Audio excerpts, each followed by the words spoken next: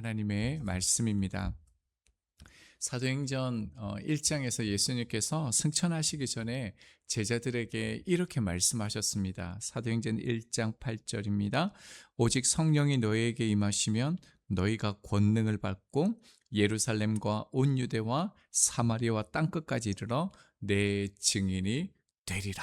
분명하게 예수님께서 땅끝까지 너희들은 나의 증인이 된다라고 말씀하셨습니다. 그리고 이 말씀이 이제 삶에서 구현되어지는 장이 13장입니다. 사절을 보면 바나바와 바울은 안디옥에서 실루기아로 배를 타기 위해서 가죠. 그리고 구브로를 지나서요 살람이라는 지역에 도착해서 복음을 전하게 되어집니다. 그리고 6절을 보면요 이제 살라미에서 온 섬 가운데로 지나서라고 되어져 있습니다. 그러니까 살람이라는 그 섬에 도착해서 그 지역을 이렇게 쭉 통과하는 겁니다. 통과하면서 이렇게 복음을 전하는 것이죠. 그러면서 바보라는 지역에 들어가고 있는데 당시에는요 바보라는 지명이요 두 개나 있었습니다. 구바보가 있고요 신바보가 있죠. 이름이 참 재밌는데 베니게에 있는 도시를 구바보라 그러고 이 신바보는요 로마가 다스리는 지역이 신바보입니다. 총독도 있고 그 지역에서 가장 큰 성읍이라는 것이죠. 자, 이곳에서요 총독의 곁에서 돕는 거짓 마술사를 만나게 되어집니다. 자, 7절을 보면요. 그가 총독 서기오 바울과 함께 있으니 서기오 바울은 지혜 있는 사람이라라고 되어져 있습니다. 자, 총독은요 어리석지 않습니다. 지혜로운 사람인데요. 이 지혜롭다는 것은 분별력, 판단력을 겸비한 사람이라는 뜻입니다. 당연하겠죠. 당시 지도자이기 때문에 그렇습니다. 자, 그런데요. 점쟁이의 이야기를 듣습니다. 여러분 이상하십니까?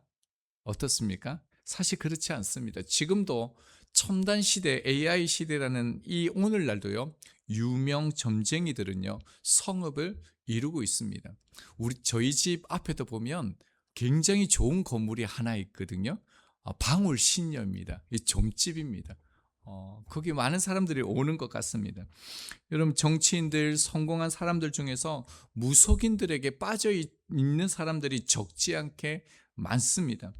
총독도 마찬가지였죠. 여러 가지 의미에서 또 도움을 받고요. 지금 특별히 바나바와 바울이 전하는 하나님이 어떤 신인지 호기심을 가지고 지금 들으려 하는 것입니다. 자, 그런데요. 8절을 보면 이 마술사 엘루마라고 말하고 있는데요. 바예수가 엘루마입니다. 엘루마가 헬라어로 마고스라는 뜻인데 외국어 이름입니다. 그러니까 이 바예수가 자신이 특별한 사람이다. 특별한 능력을 가지고 있다. 이것을 과시하기 위해서 외국어 이름도 이렇게 사용하는 것입니다. 자, 이 엘루마가 어떻습니까? 지금 총독의 하나님의 말씀을 듣지 못하도록, 믿지 못하도록 방해하고 나섰다는 건데 도대체 어떻게 방해했을까요? 자, 이 말씀에 보면 믿지 못하게 힘쓰니라고 되어져 있죠. 이 뜻이요 왜곡하다라는 것입니다. 그러니까 하나님의 말씀을 들었을 때 그 말씀을 변질시키는 겁니다. 구부러뜨리는 것이죠. 하나님의 말씀 자체를 시석해버려서 전혀 다른 뜻을 말하는 것입니다. 그래서 부정적으로 만들고 우리 시대에 맞지 않고 내 삶에 맞지 않다라고 이렇게 자꾸 말씀을 구부러뜨렸다는 것입니다. 자, 이런 상황을 보고요 9절과 10절을 보면 어떻습니까? 바울이요 이제 선언을 하죠. 어떻게 해요? 바예수를 향해서 거짓과 악행이 가득한 자, 마귀의 자식, 모든 의의 원수, 한마디로 얘기하면요 하나님을 대적하는 자라는 겁니다. 네가 지금 하나님을 대적하고 있다는 것입니다. 자, 그러자요 11절 보면 즉시로 그가 어떻게 되냐면 맹인이 되어 얼마 동안 보지 못하게 되어집니다. 자기 힘으로 아무것도 이제 할 수 없습니다. 그래서 자기를 이끌어줄 그 누군가를 찾게 되는 지경이 됩니다. 근데 여기서도요 맹인이 되면 완전 맹인이 돼야지. 말씀을 보면요 얼마 동안 해를 보지 못한다라고 되어져 있습니다. 그러니까 나중에는 낫는다는 거죠. 여러분 왜 그렇게 했을까요? 바울이 하나님의 말씀을 선언했을 때 완전한 심판이 주어져야 되는데 나중에 다시 보게 되는 이 일 어떻게 생각하세요?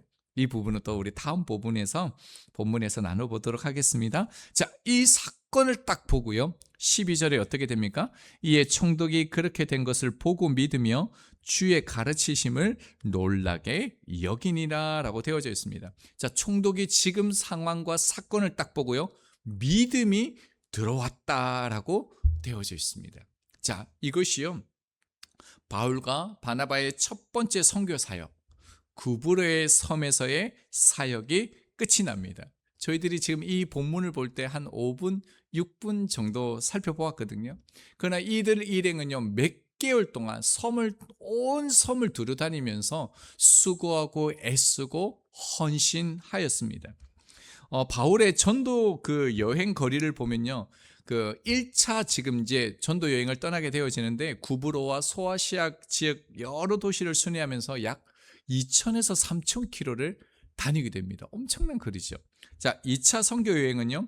소아시아를 넘어 마게도니아 헬라 지역에까지 가서 복음을 전하게 되어지는데 약 5,000km 이상입니다.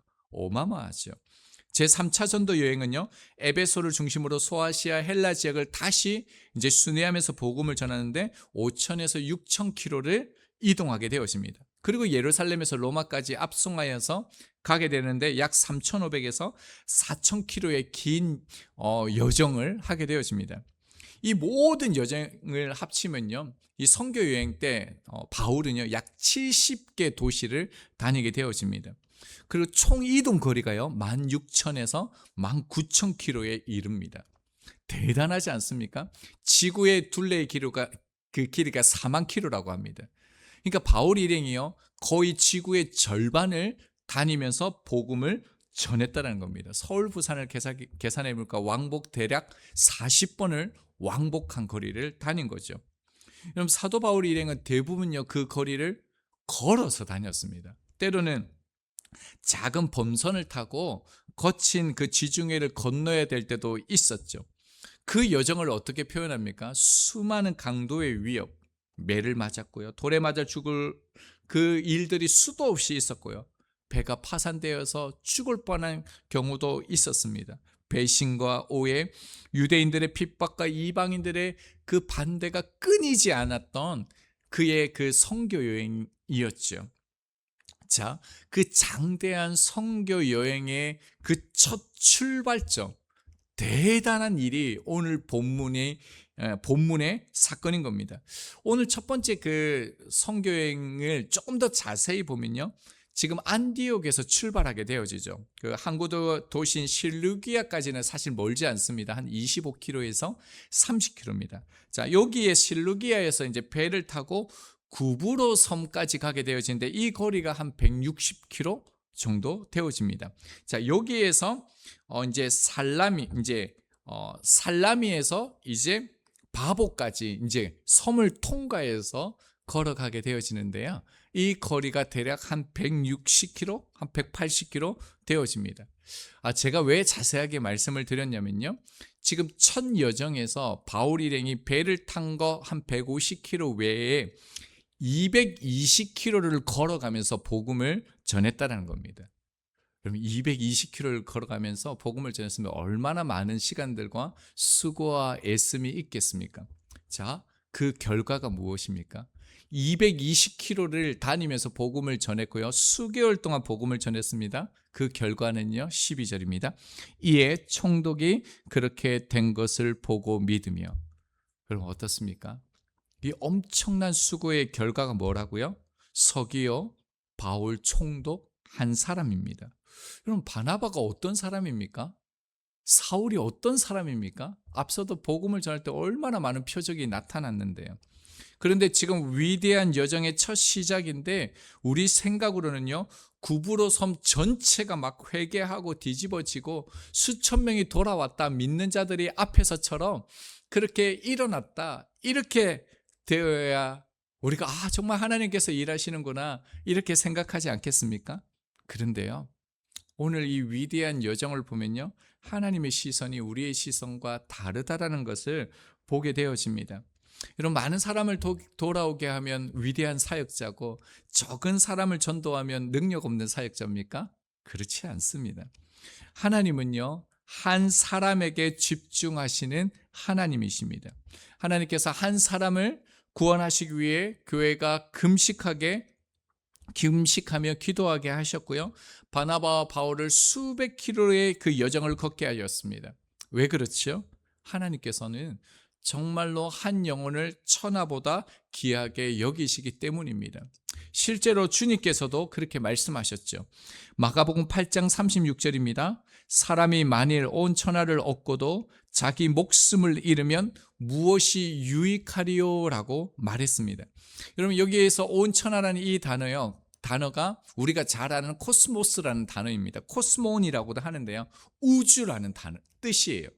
근데 그 당시에 이 코스몬이라는 이 단어가 어떻게 쓰여졌냐면, 우주라는 단어뿐만 아니라 정치, 경제, 권력과 문화, 문명과 번영을 포함하는 모든 개념의 단어가 이 코스몬이라는 단어였어요. 온천하입니다. 근데 예수님께서 또 쓰신 이 목숨이라는 이 단어가 뭐냐면 푸시케라는 단어입니다. 그런데 단순히 육체의 생명을 의미하는 것이 아니라 영원, 하나님 앞에 선 한 사람을 의미하는 단어가 이 푸시켓이라는 단어입니다. 그리고 놀라운 게 뭐냐면요, 단수로 쓰였어요. 그럼 예수님께 지금 어떤 말씀을 하신 줄 아세요? 정말 어마어마한 말씀을 하신 거예요. 한 사람이 만일 온 천하를 얻고도 자기 목숨을 잃으면 무엇이 유익하려? 이 말은요, 예수님을 보실 때 한 사람의 가치가요, 우주, 인간이 만들어 놓은 정치와 경제, 권력, 문화, 그 모든 것보다도요 더 크다, 가치가 있다. 누가 이런 얘기를 하셨다고요? 주님께서요. 마태복음 18장 12절에서 그 이하의 말씀을 봐도 똑같은 내용이 나옵니다. 예수님께서 그 99마리의 양을 두고 한 마리의 양을 찾아 나서시는 그 목자, 아버지의 마음에 대해서 말씀하시는데요, 여러분, 이것은 세상 가치로 보면은 맞지 않습니다. 아홉 마리를 선택하고 안전하게 지키는 것이 훨씬 더 합리적입니다. 그리고 이 시대가 그렇죠. 자, 그런데요, 예수님은 하나님 나라의 그 가치 기준을 말씀하고 있다라는 것입니다. 주님은 아홉 마리의 양과 한 마리의 양을 같이 이렇게 저울에 올려둔 거예요. 그런데 하나님의 나라의 가치는 뭐라고요? 저울이 한 마리로 이렇게 기운다라는 겁니다. 무슨 의미일까요? 그만큼요, 한 사람, 한 영혼, 이 푸시켓이라는 이 한 사람이 가치가 있다라는 거예요. 소중하다는 것이에요. 그래서 하나님 앞에서는요, 사람이 결코 숫자로 환원되지 않습니다. 우리는 막 대단하게 많은 사람들, 어떤 일들이 일어나야지, 정말 하나님이 받으셨어, 막 이렇게 생각하는데, 하나님의 가치는 그게 아니라는 거예요. 한 사람은 통계가 아니고요, 숫자도 아니고, 공동체를 위해서 희생될 수 있는 도구도 아니다라는 겁니다. 하나님께서 독생자를 내어 주실 만큼 존귀한 존재가 누구라고요? 한 사람이라는 겁니다. 여러분, 오늘 우리가 말씀 앞에 서면서 이러한 시각을 가져야 됩니다. 하나님은 숫자가 아니라 영혼을 보신다.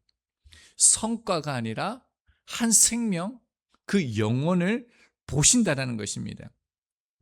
본문을 통해서 우리가 확실히 발견할 수 있는 것은, 하나님의 마음은 위대한 그 바울의 선교 여행이요, 한 사람에게 맞춰져 있다라는 거예요.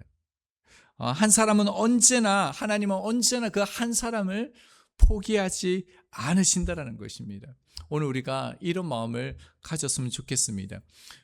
금방 좀 전에 문이 열리더라고요. 제가 깜짝 놀라서 문이 열렸는데 왜 안 들어오지? 그래서 제가 딱 나가보니까 약간 어색한 아저씨더라고요. 이렇게 사무실에도 들어갔다가 식당에도 들어갔다가, 그러니까 잘 모르겠어요. 왜 오셨는지는 잘 모르겠어요. 근데 저는 직감적으로 도둑님이 오셨구나라고 생각이 들었는 거예요. 그래서 왜 오셨어요? 그러니까 기독교 책이 있냐고 그러더라고요.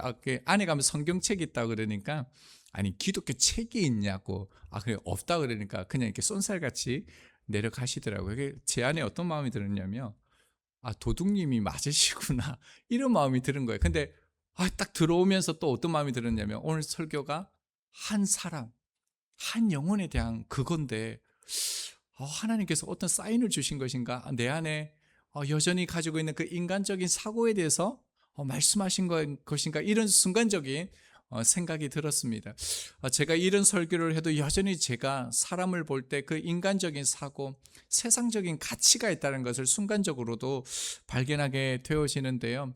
우리가 알든 모르든 우리는 세상 속에 많이 젖어 있기 때문에 그리고 인간적인 이런 사고, 세상을 바라볼 때 합리적으로 보고 효율적으로 보는 이 사고가 있다는 것을 우리가 잊지 않고요. 오늘 본문을 통해서 우리 가운데 말씀하시는 것이 무엇이겠습니까? 포기하고 싶은 그 한 사람을 위해서 기도할 수 있느냐? 오늘 왔던 그런 도둑님이 오더라도 그 님을 우리가 정말 귀하게 여기고 존귀하게 대할 수 있느냐? 그뿐만 아니라 네 곁에 있는 그 한 사람을 사랑할 수 있느냐? 복음을 듣지 않는 그 한 사람을 위해서 끝까지 품을 수 있느냐? 그리고 그 한 사람이 하나님 앞에 나올 수 있도록 다리 역할이 되어줄 수 있느냐? 이렇게 우리 가운데 말씀하십니다. 우리가 특별히 오늘 말씀 앞에서 우리 가운데 맡겨진 사명은요, 수많은 대단한 일을 행하게 하시면 좋겠죠. 그러나 궁극적으로 우리에게 주신 하나님의 마음은 그 한 사람을 주님께로 인도하는 것인 것, 그 사람을 건져내기를 원하신다는 것입니다. 오늘 우리가 우리의 또 삶 속에서 한 걸음 한 걸음 열심히 살아갈 건데 우리 먹고 사는 거, 그런 사는 거에만 우리가 집중하지 않고요, 그 어떤 한 사람, 하나님이 보여주시는 그 한 사람을요 우리가 기도하고 섬기고 사랑하고, 특별히 내가 저 사람에게 복음을 전해야지, 이 마음을 가지고 우리도 우리의 인생에 그 바울처럼 대단한 선교의 여정을 떠날 수 있는 그런 믿음의 그 하루가 되어지기를 소망합니다.